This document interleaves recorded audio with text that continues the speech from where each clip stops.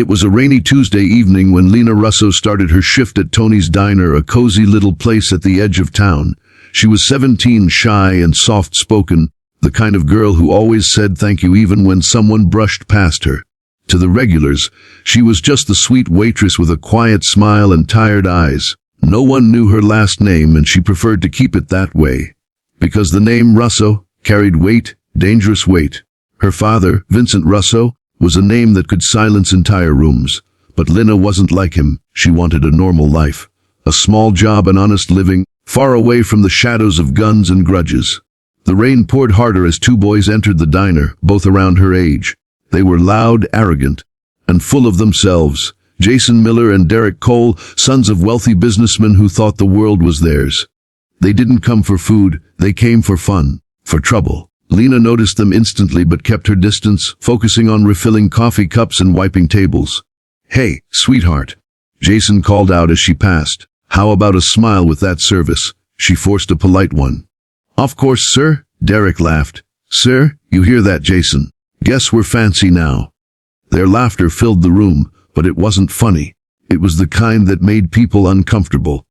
The kind that warned trouble was brewing. Lena walked back behind the counter, trying to stay calm. She'd been through worse, whispers in school, stares in town. People feared her last name but didn't know her face. And that was fine. She just wanted to finish her shift quietly. But fate had other plans. As Lena returned to serve their order, Jason stretched out his foot and tripped her. The tray flew, plates shattered, coffee spilled across the floor. Laughter exploded from their booth. "Oops, guess the little waitress can't handle her job," Derek mocked. Lena froze, her face burning red, her eyes shimmering with tears she refused to let fall. She bent down to pick up the shards, her hands trembling. "Hey," Jason said, grabbing her wrist roughly. "You missed a spot." Then, slap, the sound cracked across the diner. The room went silent. Every customer turned. The two boys laughed again, proud, fearless, cruel. Lena didn't move. Her cheek burned, her heart raced, but she said nothing. She simply stood, her breath shallow, eyes fixed on the floor. The manager, a timid man who didn't want trouble, mumbled something about keeping the peace. "Just let it go, Lena. They'll leave soon. Let it go." That was what everyone always said. But as she picked up the last piece of glass, something inside her broke. She whispered, almost to herself, "No one should be treated this way." Minutes later, the bell above the diner door jingled again. The air seemed to change, grow heavier, colder. A tall man in a black coat stepped inside, rain dripping from his shoulders. He wore an expression that made people move out of his way without a word. His eyes scanned the room, and then he saw her. "Lena," he said softly, his voice deep, calm, dangerous. Her heart skipped, died. Every head turned. Jason and Derek went pale. They looked at each other, confused. Her dad? The man smiled slightly, the kind of smile that didn't reach his eyes. "Who did this?" No one answered. The silence was suffocating. The boys tried to act casual, pretending they didn't know what he meant. But Vincent Russo was no fool. His gaze moved to the red mark on his daughter's cheek, and his expression hardened like stone. "Gentlemen," he said quietly, walking toward them, "I believe you owe my daughter an apology." Jason swallowed hard. "Look, mister, it was just a joke." Vincent interrupted him, not with words, but with presence. The kind of presence that makes men crumble. "Do I look like a man who jokes?" he asked softly. No one in the diner dared to breathe. Even the sound of rain seemed to pause. Vincent leaned in, his tone still calm. "I suggest you think very carefully about your next words." The boys stammered apologies, stumbling over their fear. "We're sorry, we didn't mean to." Vincent nodded once. "That's a start. Now, you'll sit here until I decide you've learned your lesson." Lena looked terrified, not of her father, but of what he might do. She stepped forward quickly. "Dad, please just let it go. I'm fine." But her father's eyes softened only for her. "You may forgive, my dear, but I do not forget." Outside, two black cars pulled up, silent and sleek. Men in suits stepped out waiting.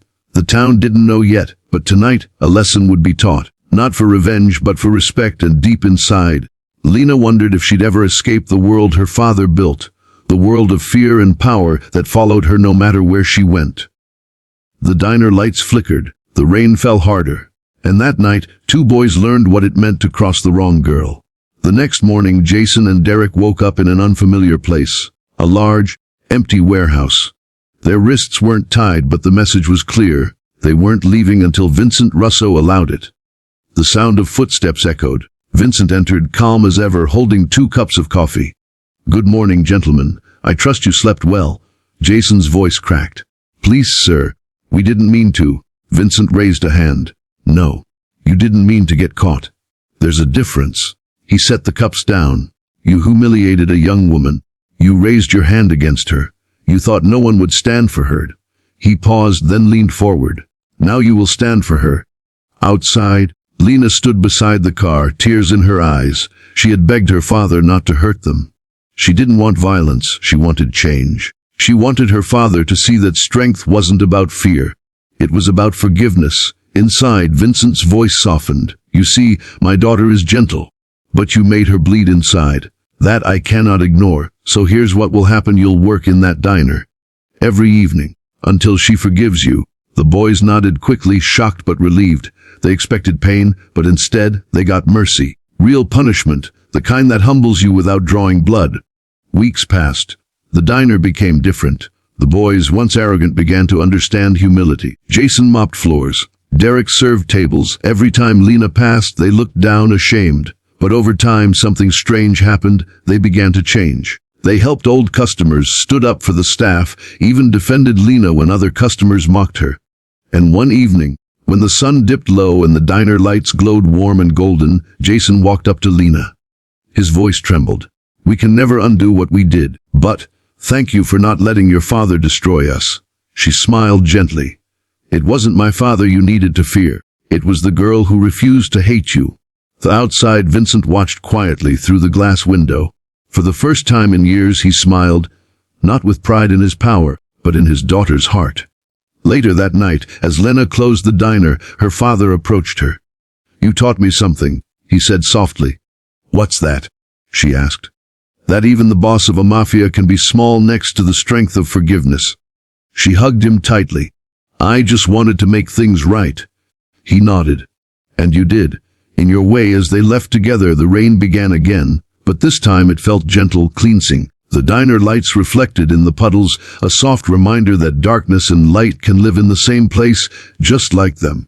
And somewhere deep down, Jason and Derek would never forget the night they slapped the quiet girl in the diner, only to realize that the real power didn't come from fear. It came from her courage to forgive.